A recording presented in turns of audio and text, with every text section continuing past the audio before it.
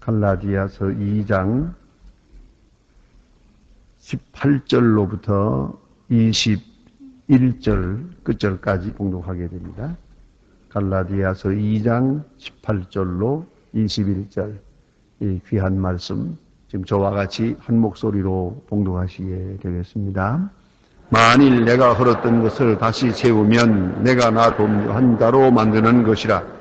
내가 율법으로 말미암아 율법을 향하여 죽었나니 이는 하나님을 향하여 살려 함이니라.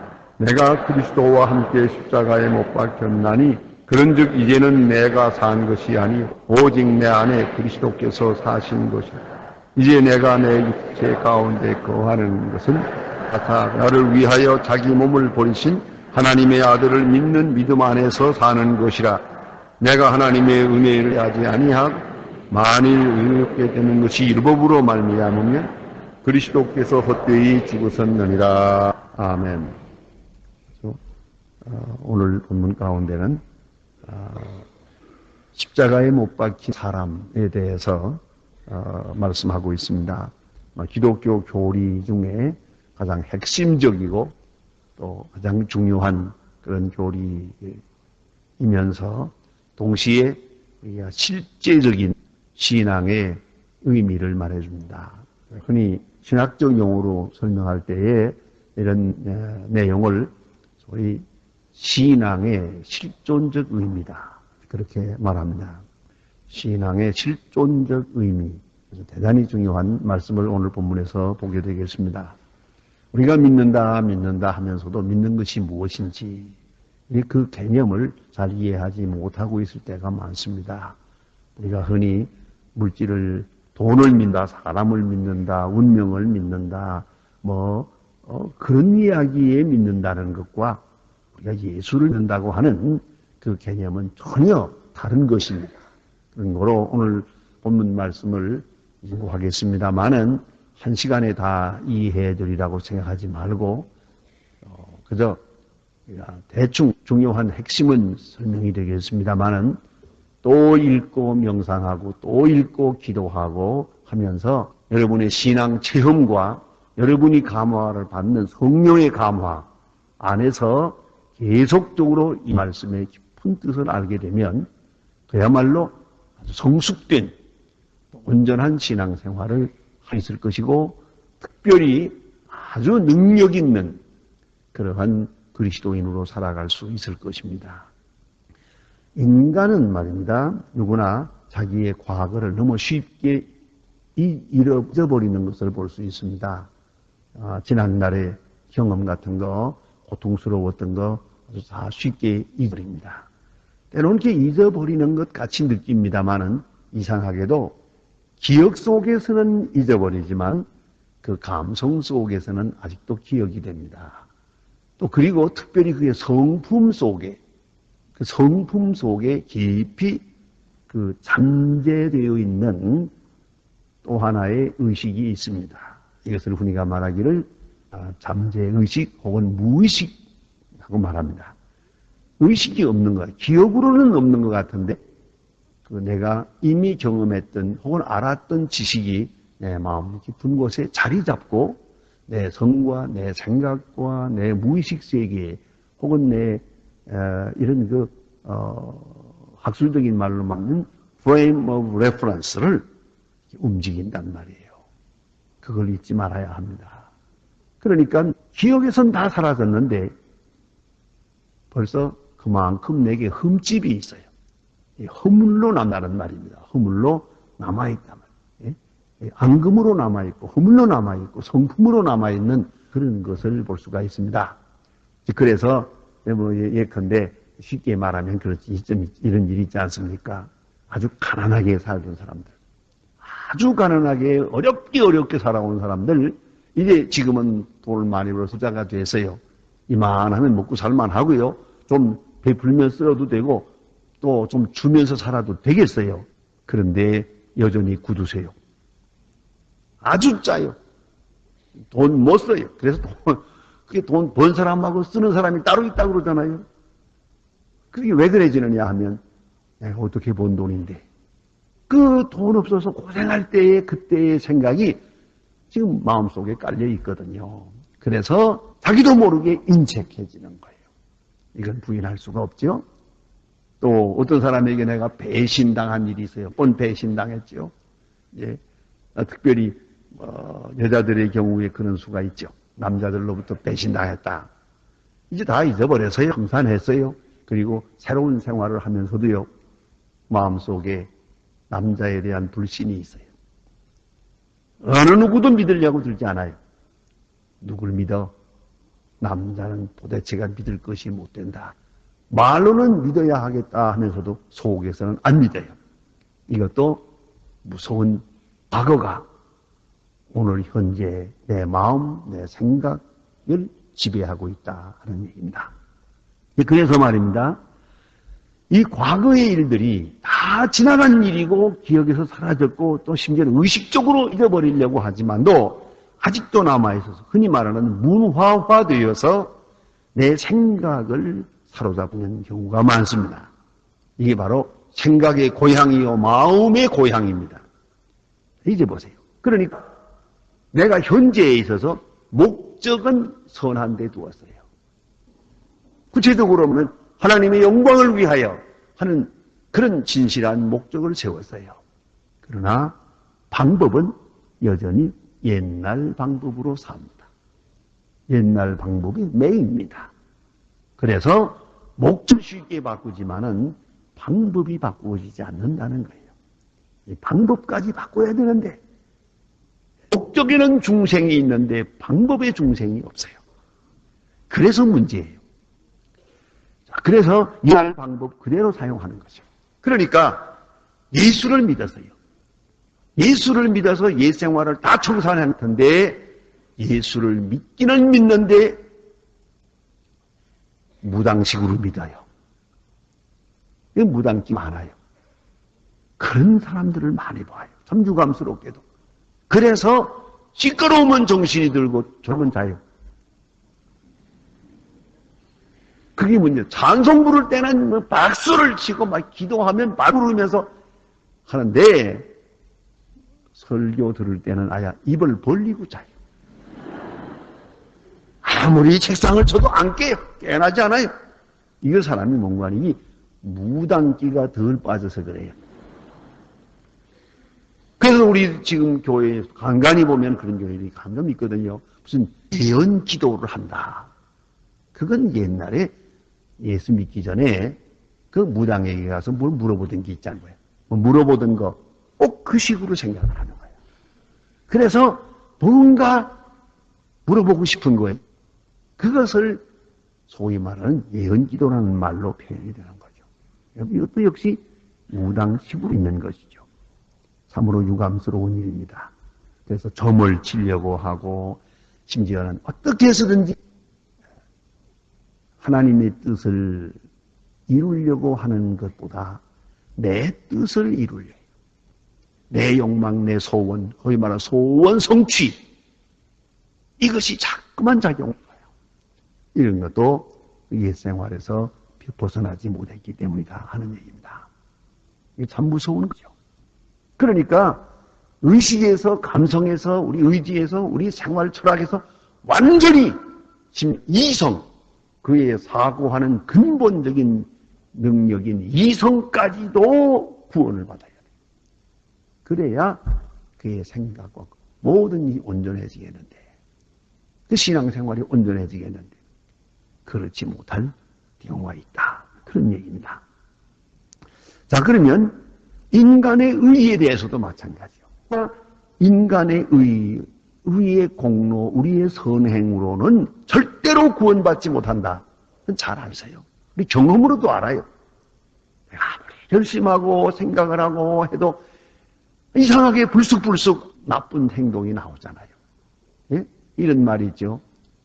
좋은 씨는 가꾸어도 잘 안 나고 잡초는 심지 않아도 잘 자란다고. 내가 뭘 해봐도 좋은 일은 자꾸 생각하면서 해도 잘 안 되고 나쁜 버릇은 그냥 불쑥불쑥 나오는 거야.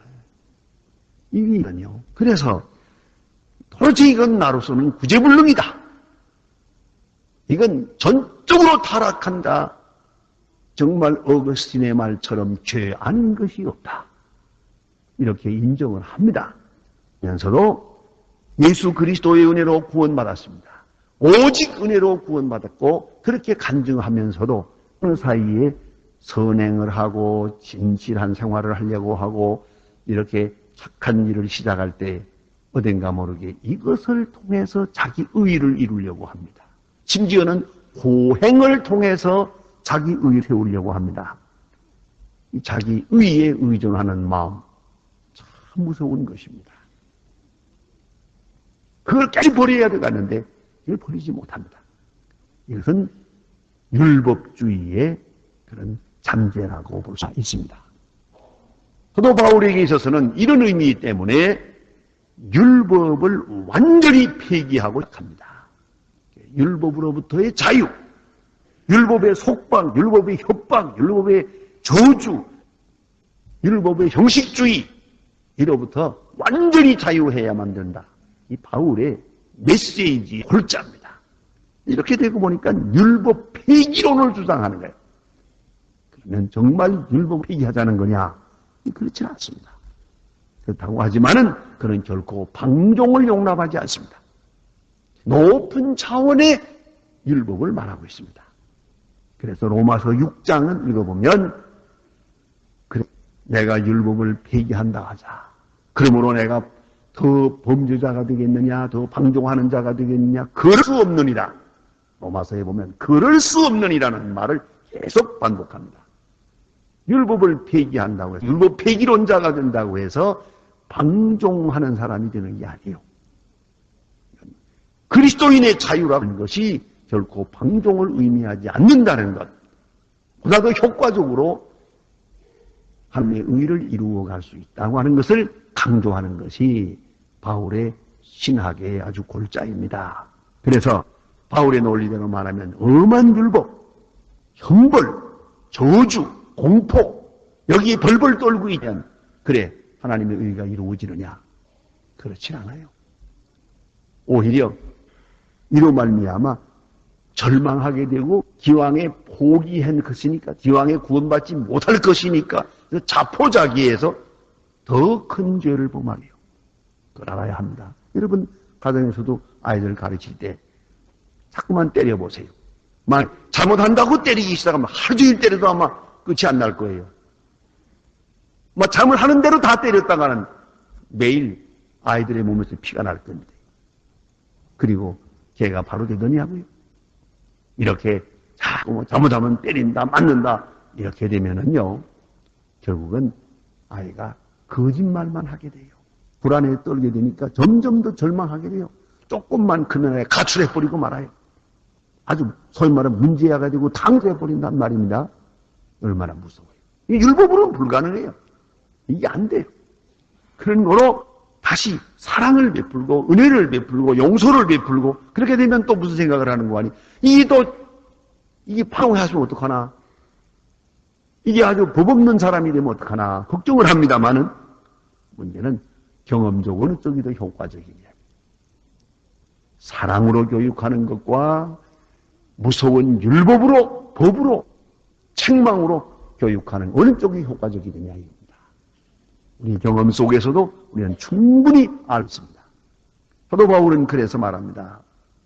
이제 우리는 오로지 율법의 모든 촉박으로부터 자유하고 오직 은혜 가운데 살아야 한다. 그 은혜에 감사하며 살아갈 때 더 거룩하고 진실한 하나님의 사람으로 살아갈 수 있을 것이다. 이렇게 주장을 합니다. 그래서 오늘 본문에 말합니다. 헐었던 것을 다시 세운다면 이건 뭔가 아니 율법을 다 폐했단 말이에요.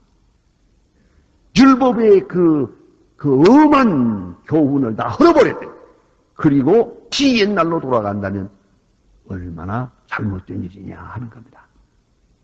이것을 그는 신학화했습니다. 여기에서 바울은 깊은 경험과 함께 율법의 근본 욕구를 꿰뚫는 진리를 설파하고 있습니다. 이것이 오늘 본문의 내용입니다. 율법 자체에 대해서 생각해 봅시다. 먼저는 율법이라고 하는 것은 세 가지로 설명이 됩니다.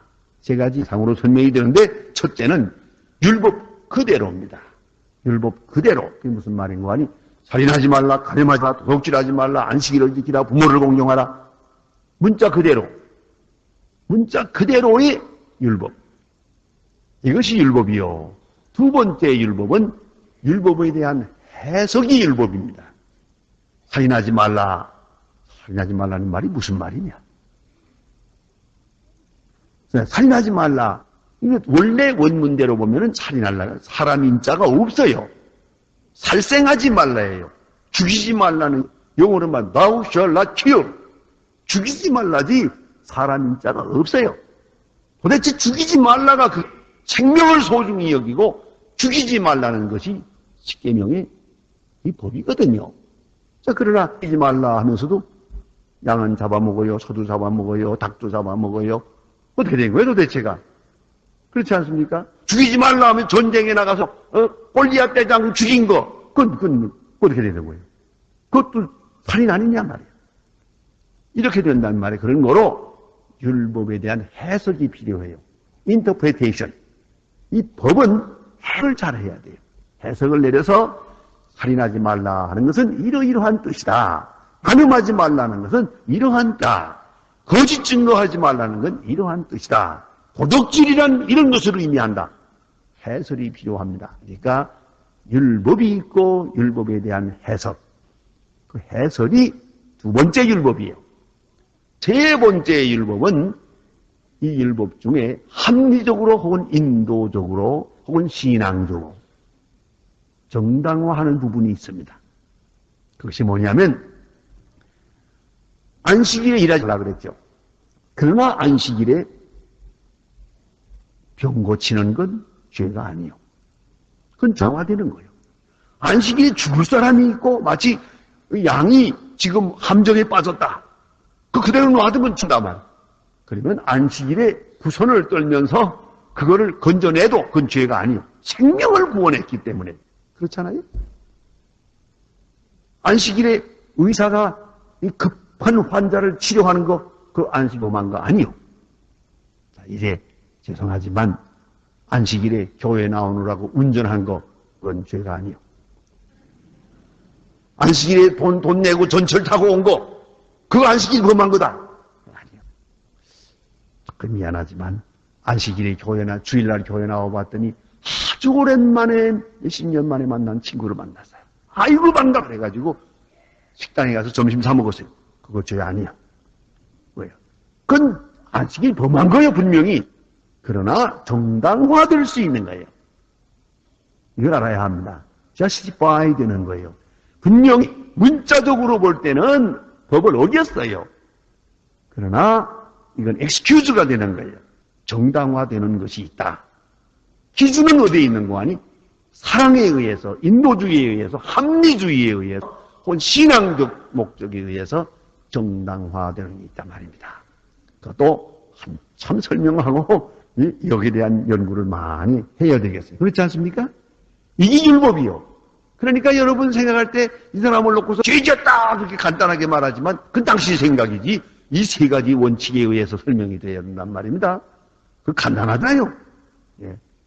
이 율법이에요. 이걸 알아야 합니다. 그는 율법을 지켜야 하고 말하지만 그거 지킨다는 말이 그렇게 간단한 게 아니에요. 여기 여러 가지 원칙에 의해서 해석되고 풀이되어야 한다 하는 말입니다. 그러면 이제 문제가 있어요. 율법을 지키는 방법에 있어서는 적어도 세 가지가 있습니다. 그게 뭐냐면 첫째는 율법을 그대로 지키는 거예요. 죽이지 말라면 안 지켜요. 안식일 지키라면 안식일 쉬는 거예요. 또 넉질하지 말라면 안 하는 거예요. 그대로 지키는 그러한 율법 수호의 길이 있어요. 두 번째는 뭐냐면은 벌을 받는 거예요. 내가 잘못했어요. 그럼 벌을 받아요. 이스라엘 사람들의 법대로 말하면 내가 억지를 했어요. 그럼 4배를 갚아야 돼요. 회개함과 함께 내가 10,000원을 도둑질했다면 40,000원 갖다 줘야 돼요. 자, 이렇게 되면 주고 나면 이제 다 끝난 거예요. 이걸 알아야 돼요. 벌을 받는 거. 벌을 받는다는 그것 자체가 또 법을 지키는 거예요. 내가 본 얘기는 아닙니다만은 직접 한번 본 일이 있어요. 너무너무나 꼭 영화 보는 것 같은 재미있는 얘기예요. 이게 뭐냐면 어떤 사람이 이게 앞차를 쫓아가요. 근데 앞차가 좀 뭘 잘못했는가 봐요. 이 뒤차 꼭 쫓아가야만 되겠는데 그냥 막 따라가는 모양이에요. 가다가 앞차가 딱 나가면서 뒤차가 가려고 붉은 신호가 딱 켜졌어요. 붉은 신호가 켜지니까 이 사람이 서야 되겠는데 그 섰다가는 놓치잖아요. 그러니까 그냥 몰고 나갔어요. 나가자마자 순경이 따라와야 된다. 따라오니까 문을 딱 열고요. 차문을 열고 돈을 꺼내가지고 딱 내밀어요. 받아가지고 가라고. 나 지금 급하니까 따라가야겠다. 근데 그런 장면을 보았어요. 이게 뭐냐면 벌금을 내면 정당한 벌금을 내면 이 법을 진 거예요. 알겠어요? 내가 잘못했으면 벌을 받는 거예요. 벌을 깨끗하게 편한 마음으로 다 받으면 그 벌을 받음으로 법을 지킨 거예요. 그걸 알아야 돼요.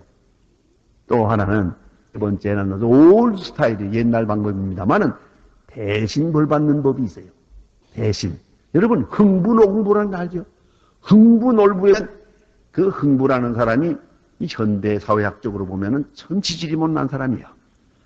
제 자식도 이런 벌어먹이지도 못하면서 아이들은 많이 나가지고 말이야. 에? 게다가 이 능력이 없어가지고 기껏 한다는 것이 가서 대신 매를 맞잖아요. 그래도 잘 모르는가 봐. 어떻게 흥부농부를 흥놀부를 모르시는가 본데 이 흥부라는 사람이 이렇게 멀쩡한 병신이요 이게.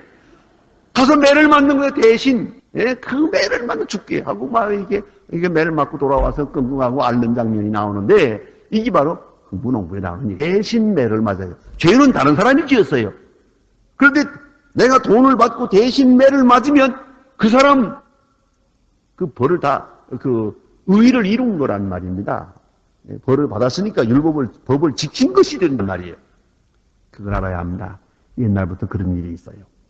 그래서 때로는 돈을 지불하기도 값을 지불하기도 하고 매를 대신 맞기도 하고 혹은 이렇게 되는데 제일 중요한 것은 옛날에는 대신 죽는 일도 있었어요. 이 사람이 죽을 죄를 지었어요. 내가 죽을 시간에 다른 사람을 돈 주고 사다가 이 사람이 죽고 내가 살아요. 그런 일까지 옛날에 있었다는 겁니다. 그러면 율법이라고 할 때 지난 시간에 말씀드린 것처럼 도덕적 법이 있고 제사법이 있는데 이 제사법이나 도덕적을 막론하고 우리는 죄예요. 그런 거로 이제 이 죄를 이제 이미 지은 죄를 어떻게 하느냐 말이에요. 이미 이 죄인 몸으로서 이 해결할 수 있는 길은 둘밖에 없어요. 하나는 내가 벌을 당하는 거예요. 죄는 사망이요. 모든 벌을 다 당하는 것이요. 그 다음에는 또 하나의 방은 누군가가 대신 벌을 당해야 되는 거예요. 이것이 예수께서 십자가에 돌아간 이유입니다. 제사 드리는 것도 그렇습니다. 여기서 우리가 생각해야 될 것은 제사를 드릴 때 양을 잡아다가 손 위에 양 머리에다 손을 얹고 죄를 전가하는 의식을 합니다. 그 다음에 회개의 기도를 드린 다음에 이 양을 죽입니다. 양을 잡아 피를 이 제단에다가 불태울 때 죄인은 그 앞에 꿇어 엎드리고 있는 겁니다. 네, 대신 저 양이 죽습니다. 그 지글지글 타는 소리를 들으면서 자기는 깊이 회개하는 그 재물과 내가 동일시 되는 거예요. 하나가 되는 시간이에요. 다 탄 다음에 제사장이 와서 손을 얹고 축복 기도를 합니다. 그때 일으키면 그때 이런 것이에요. 이게 옛 죄로부터 자유함을 얻는 것이요. 이 방법을 하나님께 은혜로 제정해 주신 겁니다. 죄값은 사망이니까 그대로 내버려두면 다 죽어야 되니까 망해야 되니까 다 지옥으로 가야 되니까 하나님의 사랑이 이렇게 나타났어요. 그러면 이제 문제는 죄값을 대신 양이 치른 것처럼 예수께서 대신 치르신 거예요.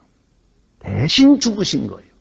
그렇다면 이제 우리가 뭐냐면은 아주 겸손하고 진실한 마음으로 예수님과 나 함께 죽는다는 체험이 있어야 돼요. 이런 감각, 이런 느낌, 이러한 감격, 이러한 체험이 있어야 한단 말이에요. 그게 중요한 거예요. 바로 그 마음으로 사는 것이 예수 믿는다는 뜻이에요. 이게 예수 믿는다는 말이에요. 나는 이미 죽었어요. 그래서 히브리서 9장 22 보면 피 흘림이 없이는 사함이 없느니라. 생명은 생명으로 대체하는 거예요. 피 흘림이 없이는 용서받을 수가 없어요. 돈 몇 푼 가지고 되는 게 아니에요. 내 재산을 다 바친다고 되는 것도 아니에요. 그래서 오직 피 흘림. 생명에 대한 문제이기 때문에 생명이 죽어야 돼요. 피 흘림이 없이는 다함이 없다. 이 믿음으로, 내가 죽었다는 그 믿음으로 사는 거예요. 로마서 1장 17절에 보면 복음에는 하나님의 의가 나타났다 그래요. 복음은 곧 십자가예요. 십자가 위에 하나님의 의가 나타나세요. 마틴 루터의 해석에 의하면은 하나님의 진노가 그 위에 그대로 떨어질 때 이거는 무서운 것이요. 하나님의 진노가 그 의가 십자가 위에 떨어졌단 말이에요.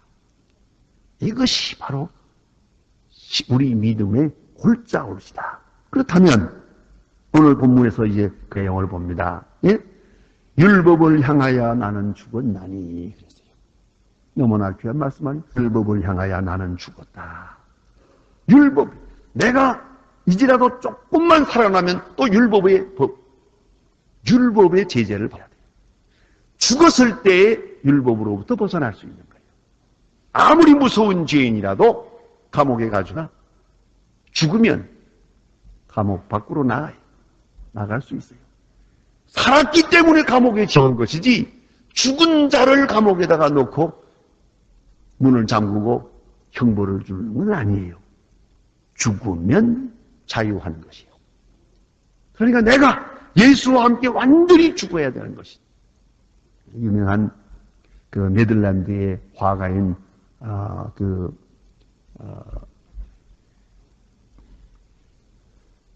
렘브란트라고 있습니다. 렘브란트의 그 성화가 많이 있는데 그가 예수님이 십자가에 돌아가시는 장면에 대한 그림을 그렸는데 그건 더더욱 유명합니다. 그런 휴머니스틱하게 성화를 그렸다고 해서 그의 성화는 여러 가지로 특징을 가지고 있습니다. 많은 오해를 많이 받았다가 요새 와서 렘브란트의 그림이 또 이렇게 많이 높이 평가되는 것을 볼 수 있습니다. 그런데 예수님 십자가에 돌아가시는 장면의 그림이요. 예수님이 고통을 당하면서 죽으시는 모습을 아주 생생하게 그렸어요. 거기에 마리아와 거기에 모든 제자들, 거기서 울고 있는 모습, 그 단식하는 모습, 두려워하는 모습들을 그 표정을 하나하나 잘 그렸어요. 그런데 렘브란트 그림의 특징이 뭐냐면 한쪽 구석, 여기에 있는 당시 2000년 전 유대 사람하고는 관계없는 전혀 관계없는 사람이 한 구석에 이렇게 저쪽에 있어요. 그건 누군가 아니, 그건 오노레 사람이에요. 현대인이 거기에 있단 말이에요. 그리고 놀라운 것은 바로 그 속에 자기 얼굴을 그려 넣었어요. 렘브란트는 이렇게 고백하는 거예요. 예수 십자가에 돌아가시는 현장에 거기에 내가 있었다. 그 현장에 내가 있었다. 내가 스님의 십자가에 돌아가시는 모습을 바라보았다. 예수는 나를 위해 죽으셨다. 그렇게 고백하고 있는 그림입니다. 얼마나 참 깊은 의미가 거기 있고 신앙곡이 있습니까? 그걸 생각해야 합니다. 그래서 율법을 향하여 나는 죽었다. 정말로 완전 죽을 때 그가 예수 믿는 사람이에요. 그래서 오늘 성경 말씀은 너무나 대한 말씀입니다. 예? 내가 율법을 말미암아 율법을 향하여 죽었나니 이는 하나님을 향하여 살려 함이니라. 율법과의 관계에서 내가 죽어야 하나님과의 관계에 살 수가 있어요. 내가 그리스도와 함께 십자가에 못 박혔네. I am crucified with Christ. 분명한 말입니다. 내가 그리스도와 함께 죽었다. 그리스도와 함께 나는 이미 죽었다. 그때에 벌써 죽었다. 그리고 오늘을 사는 것이다. 어떻게 죽었느냐? 갈라디아 1장 24절에 보면 정과 욕심까지도 십자가에 못 박았다. 정말로 예수 믿는 사람, 십자가를 쳐다볼 때 내 정욕 다 죽었어요. 욕심도 다 죽었어요. 자존심 다 죽었어요. 내 명예를 위하는 마음, 내 기분, 내 그런 그 감성 다 죽어버렸어요. 그리스도와 함께 예수 십자가에 돌아가시는 그 순간에 거기에 내가 있었고 내가 죽었어요. 영적으로 완전히 죽어버렸어요. 그것이 예수 믿는다는 뜻이요. 그래서 오늘 본문에 이렇게 말합니다. 그런즉 이제 내가 사는 것은 나는 죽고 그리스도가 내 안에 사신 것이다. 그리스도가 살았어. 그리스도의 말씀에 의해서 내가 살고 그리스도가 목적이 되어서 살고 그리스도의 사랑에 의해 내가 살고 오직 그리스도가 내 안에 사신 것이다. 이것이 그리스도이다. 그런 거로 내가 육체 가운데 사는 것은 나를 사랑하사 나를 위하여 자기 몸을 버리신 하나님의 아들을 믿는 믿음 안에 사는 것이다. 이렇게 확실하게 말하고 있습니다. 마틴 루터가 로마에 있는 스칼라상이라고 하는 그 성계단이 있는 그 성당이 있습니다. 로마에 가시는 분들은 한 번씩 보게 되는데 그 성계단, 나무로 된 계단이 2000년 된 겁니다. 그것이 예수님께서 옛날에 빌라도의 법정에서 올라갔었던 그 계단인데 그걸 뜯어다가 로마에 갖다 놓았어요. 낡은 겁니다만은 그거를 말입니다. 옛날에 무릎으로 기어 올라갔다. 500년 전에 그걸 무릎으로 맞추면서 기어 올라가면은 이렇게 죄 사함 받는다고 해서 마틴 루터가 엎디고 지금도 하는 사람이 있었다. 오르락 내리락 했다. 그러나 그것으로 죄 사함 받는 게 아니더라. 그것으로 마음에 참 평화를 얻을 수가 없었어요. 오직 의인은 믿음으로 말미암아 살리라. 바로 그 믿음, 예수와 함께 나는 이미 죽었다. 그 믿음을 확증할 때 비로소 자유할 수 있었다. 그것이 종교개혁의 뿌리가 된 것입니다. 깊이 생각할 문제입니다. 그래서 사랑하사 나를 위하여 죽으신 그 사랑의 계시, 의의 계시인 동시에 나를 사랑하시는 계시, 이것이 하나님이 나를 어떻게 사랑한다고 하는 데 대한 확증이에요. 확증. 큰 신학적 의미가 있습니다. 그 사랑을 받아들이며 삽니다. 이해할 때 율법으로부터 자유합니다. 사망으로부터 자유합니다. 모든 인간적 종욕으로부터 온전히 자유합니다. 그것이 예수 믿는다는 뜻입니다. 기도하십시다.